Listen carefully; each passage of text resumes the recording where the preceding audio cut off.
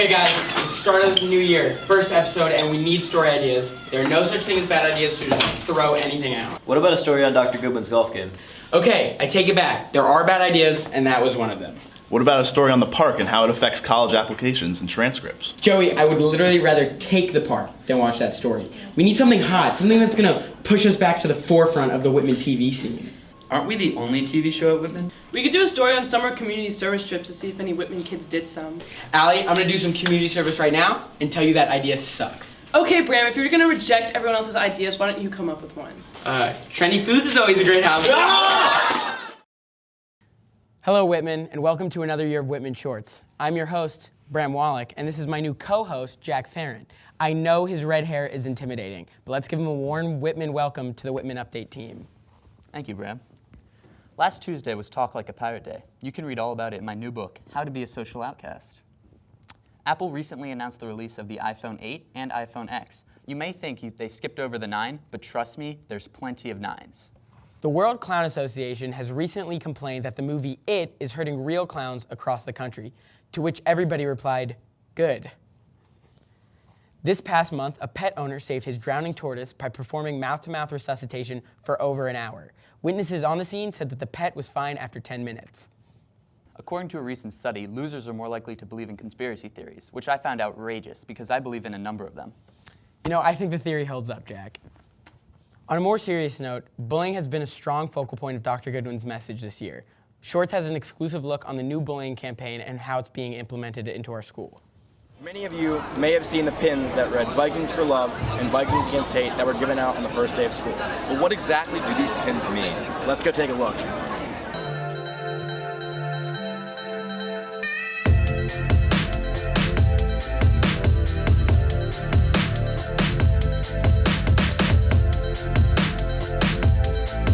We sat down with Dr. Goodwin to find out more about Vikes for Love. The idea was to open school with the message that of not hating, instead loving, or at least embracing and understanding, so that people would feel safe. And I want Whitman students to be able to talk about things in a civil manner and get their opinions expressed without retaliation.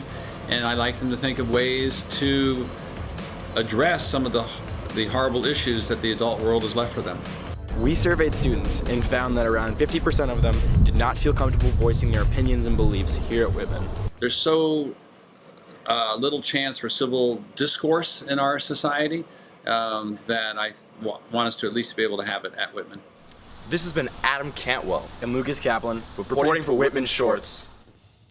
After a recent poll in Croatia, the most favorite politician in the country was no one. Well, Croatia, we have a great politician that we can send over to you, and he's great at making deals.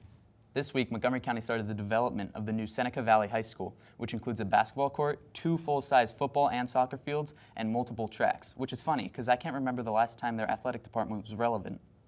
Bitcoin is an online currency that's become even more popular this day and age. Just another reason why you never have to leave your house. Let's go to Eric with the story. Hey Whitman, Eric Marquez reporting for Whitman Shorts. In today's day and age, new electronic currencies such as Bitcoin and Ethereum have been popping up, eliminating the need for traditional currency like the dollar. We spoke to a couple of Whitman students who knew about these electronic currencies and even bought some for ourselves. Let's go check it out. People like to use electronic currency because of how fast, cheap, and private it is. You can buy the money and not have to wait for a bank to confirm that it exists, and it gets to your account quickly without or with minor fees. We even bought our own Bitcoins and it only took us about 30 seconds.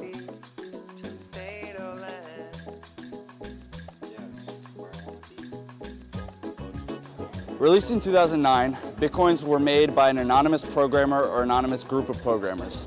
Back in 2009, one singular Bitcoin was worth $13.09. Today, that same exact Bitcoin can be valued at $4,000. Bitcoins are considered the world's first decentralized digital currency. They use a peer-to-peer system that have the transactions take place between the users directly without the use of a centralized bank. We talked to Ethan Hughes and Joseph Olenek to see what they had to say. So what are Bitcoins? Bitcoins are a digital currency that is created through algorithmic mathematical equations, and it's policed by millions of users named miners. How did you get into them? So I originally got into them by repurposing old computers to mine Bitcoin, but after realizing that that was not profitable, I began investing. Why and what do you use them for? Well, it's 2017 and there are so many websites and even in-person stores that you can use Bitcoins at nowadays. But I primarily use it as a money-making operation. Will they be good for the future? So I don't think Bitcoins necessarily are going to be around for much longer or forever, but the software that they're based off of is called blockchaining, and that's already being used by many large companies, and I don't think it's going anywhere. As you can see, things like Bitcoin and Ethereum are a source of opportunity and will most likely become the currency of the future. Thanks for watching, Whitman. This is Eric Marquez signing off. Whitman decided to make the school year even more stressful by switching from our beloved Edline to My MCPS. Let's go to my friend Bram with the story. Whether it was the sweet relief of seeing the MCPS 50% rule save your grade, or the calming presence of no homework being posted after you missed a day of school, Edline has been an integral part of Whitman for the past few years. But at the beginning of this school year, Montgomery County decided to discontinue their contract with Edline in favor of their own application called My MCPS. My MCPS offers many features that Edline did not, such as the versatile and organized calendar, which allows students to view deadlines and important dates across all their classes. We spoke to Dr. Goodwin to find out exactly why this change was made and how teachers would be implementing the new program into their classrooms. The new platform is supposed to be more comprehensive, more easy to access a lot of data, not just from an administrative standpoint or a counselor, but also from a teacher. So once it's finally fully implemented, it'll have a lot more uses. I asked Dr. Goodwin whether or not My MCPS would be mandatory for teachers to use. Yeah, all teachers will be using the same platform throughout the county. What is not always required is how much a teacher uses it for posting assignments and so on. There are contractual issues where there can be some degree of requirement, but not as heavy-handed as one might think. I also asked Dr. Goodwin how Google Classroom fits into the equation and whether or not it was supposed to be used in conjunction with My MCPS or by itself. They're supposed to be in sync with each other, and so we're anxious to see how all that works. But Google Chrome has been relatively successful, so we need to make sure it merges and syncs together. So that's the scoop on My MCPS. You can tell your parents that we don't use Edline anymore, but with My MCPS, they'll still be able to check your grades. This has been Bram Wallach reporting for Whitman Shorts. Hi, I'm Theo Andoniadis. And I'm Nathan Nemiroff, reporting for Whitman Shorts. As many of you know, the student body is getting bigger, and many teachers have had to move out of the portables to accommodate for all the new students. I talked to Mr. Kana about leaving his NSL classroom for his very own portable. How has being in the portables affected students' behavior? Have you noticed any differences? It's been great. I'm not sure if the way the seats are put together in pods, but they've been fantastic. Are there less students leaving class to roam around the halls and going to the bathroom for a long time? 100%. And this is the part I've been really surprised about. I'd say on average, you might get one every other class that has to go. What are the pros and cons of being in the portables? Pro is your own temperature control. It's fantastic. Pro is just getting fresh air. Pro is taking a class outside. Con is you miss your colleagues. You don't see nearly as much of the student body. And I interviewed Dr. Goodwin about the school expanding and the future of Whitman. How many new portables are being put in? So we have 8 portables, and we hope to get 2 or 3 more, whatever they can fit on the basketball court. We had 4 put in last year and 4 put in this year. What we expect is that our population is going to get so large that we may need more portables, but the only place that we can put them is on the basketball court. How large is the freshman class compared to most years? We have about 580 freshmen. The biggest class we've ever had before has been 530. So this is larger by at least 50 students, and we're still registering students, most of whom are ninth graders. The smallest class is the senior class right now. After the seniors graduate, all of our classes will have at least 500 in them. When is the WAD expansion, and when is it being added? They're going to add a 2-story wing. They're going to tear down where the daycare center is and where the WAD is and put in a 2-story building that will be connected to the main building through an L-shaped design. And they should complete that in the year 2021. Tell me when you're recording, Sebastian. Alright, so, back again. Whitman's the most loved guy, obviously the nicest guy in the school, so I'm here to hand out freshman advice. So first of all, what are some things you guys have found difficult in high school? I know it's a huge difference from Pile. Getting our way around school. Going up the staircases. Going to the staircase. Oh, every day I walk up the stairs, by the time I get to the third floor, I'm just like, that's also because I'm fat. Alright, so as one of Whitman's well-known couples, what do you have to say to all the haters out there hating on you guys and all your PDA? We're in love. Freshest kids at Whitman, and this is one of them. Look, he's got ice on his neck. Show us the belt, Ferragamo. I don't have style inspiration. She doesn't have style inspiration. I guess that's what she does. It's that simple. Hey, Mr. Easton, you're looking pretty fresh today. What was the inspiration for your outfit today? The inspiration for my outfit today was her. There you go. They're in love, I guess. I mean, PDA is kind of gross, I'm not gonna lie. We all hate it, but I mean, we can't tell them to stop. It's their right. You know what else is gross? Gold chains. No. She said, Mr. Easton, you need to wear something like purple or something close to purple or something like that. And I said, well, okay. Drummer, what are Saturdays for? Nothing. Wrong answer. Hey, yo, what are Saturdays for? They're for chilling out. Nope, wrong answer. Hey, what are Saturdays for? Fun. Wrong answer. I know. What are Saturdays for? For the boys. Hey, bruh! What are Saturdays for? What? Saturdays are for the boys! There we go! Woo! Hi Whitman, this is Brooke Holden reporting for Whitman Shorts. We're taking an inside look on Soccer Without Borders here at Battle of Bethesda. Let's check them out.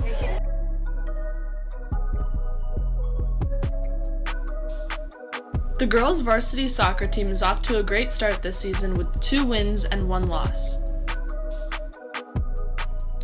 Crosstown rivals Whitman and BCC come together to help the less fortunate play soccer through a program called Soccer Without Borders. We talked to senior captains Lauren Meyer and Caroline Smith about Soccer Without Borders and how it affects their team performance. It kind of makes us put everything into perspective. So we play on really nice fields, but other people in poor countries don't have that opportunity. So they play on fields of dust and play with really raggedy soccer balls, and we have nice soccer balls. So it basically just makes us think about how lucky we are. Yeah, and it's nice to be able to use our big game to raise money. We also asked some questions about the team as a whole and their goals for the rest of the season. Our goals for the season are to go a lot farther than we did last year in playoffs and hopefully win states. And definitely all of us want to play BCC again because we want to have an opportunity to beat them, even though they just beat us. And we also want to beat our other big rivals like WJ and Churchill. The girls' season is far from over, so make sure you come out and support your Lady Vikes. This has been Brooke Holden reporting for Whitman Shorts. I'm Hannah Friend. And I'm Danielle Berman, and we're taking an inside look on girls' tennis becoming a spring sport. Let's check it out. Yeah, I wish I was a little bit taller. I wish I was a baller. I wish I had a girl who looked good, I would call her. Wish I had a rabbit in a hat with a bat, 6-point parlor. I wish I was a little bit taller. I wish I was a baller. I wish I... We spoke to Coach Gahn about his opinions on this change. How is tennis being changed to a spring sport?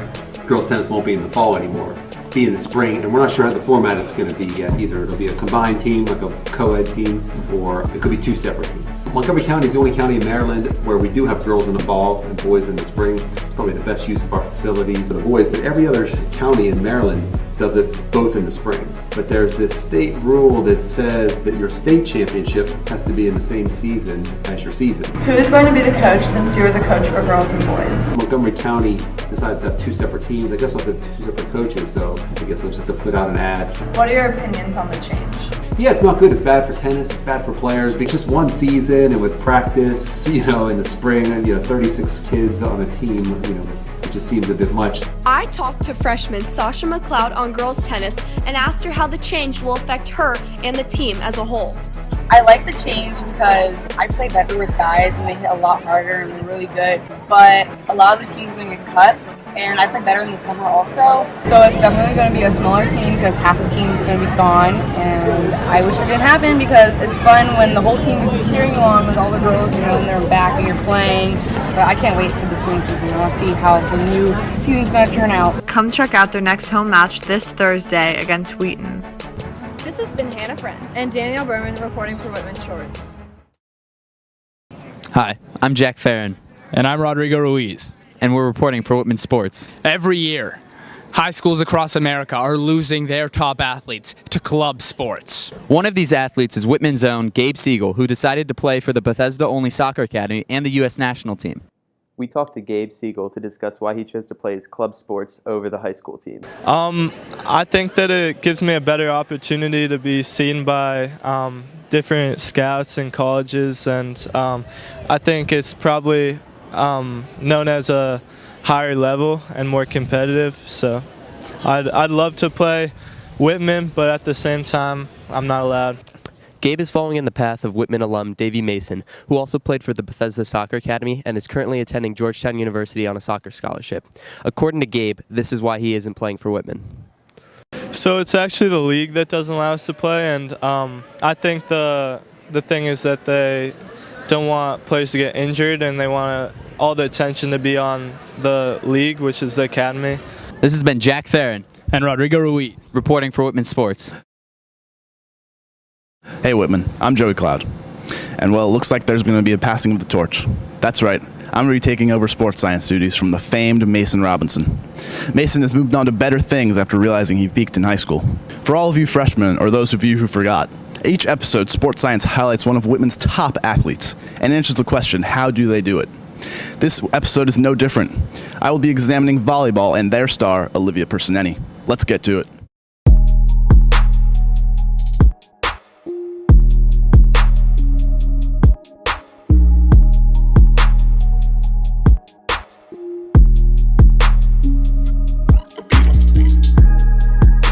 Personetti spikes the ball with the same ferocity as an angry senior who has been deemed unworthy of a parking pass because of an obligation from freshman year. We can calculate the speed of Personetti's spike with the complex mathematical formula distance over time. We measured the distance that her spike traveled at about 25.5 feet, and the ball got there in about 0.2 of a second. That would put the speed at about 91 feet per second, which converts to 63 miles per hour. This is faster than the speed at which NFL quarterback Tom Brady can throw a football, 10 times the speed of fellow Short Center reporter Jack Farron, and around quadruple the speed of Supreme Court Justice Ruth Bader Ginsburg. So yeah, the ball goes fast. Standing at 5'10" with a 6'2" wingspan and a standing reach of approximately 7.5 feet, which is the same size as a female Syrian camel, Personetti uses her length and height to her advantage to go up to the net and block her opponents, just like countless celebrities have done to me on Instagram for trolling them in their comment section. Well, Whitman, this has been your first edition of Sports Science. Enjoy Personetti's greatness while you can, because next year she will play for the junior national team. This has been Joey Cloud. I'll see you next time.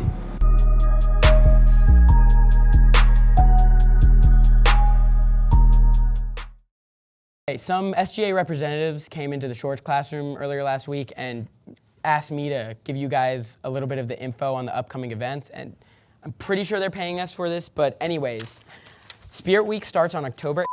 Battle of the Classes is on the 11th, with tryouts on the 3rd and 4th. The homecoming football game is on the 13th, and the dance is from 7 to 11 p.m. at Whitman. The one and only DJ Gregory Bird is performing, or as his close friends and family like to call him, DJ Urban Cowboy.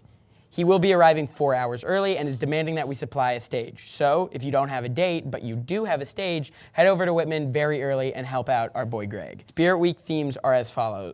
In order: Pajama Day, Jersey Day, BOTC Shirt Day, Groutfit Day, and Friday is a blackout.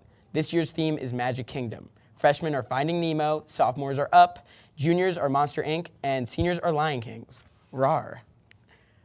Okay, that about covers it, Whitman. This has been Jack Farron and Bram Wallach, reporting for Whitman Shorts.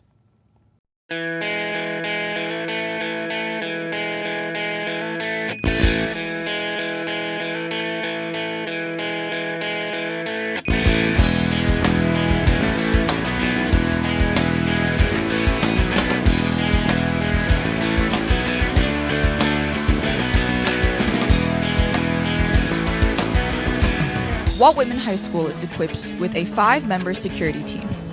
But even with a 5-member team, they still have a lot of area to cover. We managed to catch up with the team the first few days of school. Hi, I'm Ms. Charisse. I'm security team leader. I came to Whitman in 1998. I've been here since 1998, and I became security guard. And what's your funniest encounter you've ever had with a staff or a student? I remember back in 2000, I probably was running through the woods, chasing a kid through the woods in heels because we didn't have uniforms. Hi, I'm Mr. Dove, and I'm Walt Whitman High School security guard. This is my first year with MCPS, and I thought it was a good opportunity, and I love being here at Walt Whitman High School. What's your favorite part about doing this? Probably helping you guys get to where you're supposed to be and making sure everything's running smoothly. I'm Mr. Shields, security assistant at Walt Whitman High School. I've been a member of MCPS since August 2015. Started my career at Tacoma Park Middle School. My favorite part of the job is working with the kids and being off during the summertime. Hi, I'm Neil Owens, new security assistant here at Walt Whitman High School. What's your favorite part about being a security guard? Just being here every day with the kids. It's fun. And then your funniest encounter with a student or staff? When I worked at Einstein High School security, we found a kid wandering the halls and wanted to know what he was doing here. He was in the wrong school. Hi, I'm Mr. Marshall. I'm one of the security assistants here at Walt Whitman High School. 12th. This will be my 12th school year. Okay, and what's your favorite encounter you've ever had with a staff or a student? I had two girls that wanted to fight, and we played, kind of danced around because they didn't want to fight through me, but they didn't swing any punches. Please know that security team members are here to assist all students. So if you have any questions or concerns, please ask or visit the security office in C129. Wait a minute, you have to tell me 1, 2, 3.